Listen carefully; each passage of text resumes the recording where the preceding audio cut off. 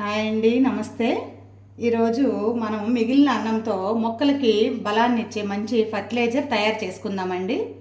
ఈ ఫర్టిలైజర్ తయారు చేయడానికి మిగిలిన అన్నము, మగ్గిన అరటిపండు, దానికి కావలసిన బెల్లం, ఇదేనండి మనకి ఫర్మెంటేషన్ అవ్వటానికి మంచి పోషకాలు ఉండేది, మొక్కలకి ఇచ్చేది ఈ బెల్లమేనండి.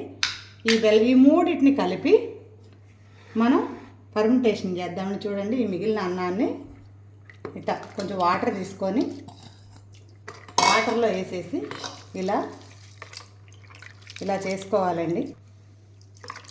ఇట్లా అయిన తర్వాత ఈ మగ్గిన అరటిపండును కూడా దీంట్లో ఇలా వాటర్లో అన్నంలో ఇలానే చేసుకోవాలి. తర్వాత ఈ బెల్లం కూడా ఈ వాటర్లోనే వేసేసి ఇలా కలుపుకోవాలండి. మనం ఇట్లా కలుపుకున్న దాన్ని రోజు ఒకసారి చెక్క గరిటతో తిప్పుకోవాలి.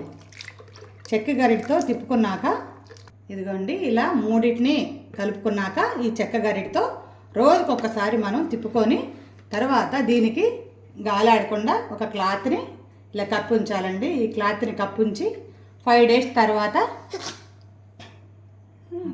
ఇలా కప్పుంచిన తర్వాత 5 డేస్ తర్వాత 1:5 అంటే ఒక గ్లాస్కి 5 గ్లాస్ వాటర్ కలిపి మన మొక్కలకి ఇవ్వాలండి. ఇది మొక్కలకి చాలా బలం, పిందె పూత రావటానికి మంచి బలాన్ని ఇస్తుందండి మొక్కలకి. ఓకే అండి, థ్యాంక్ యూ.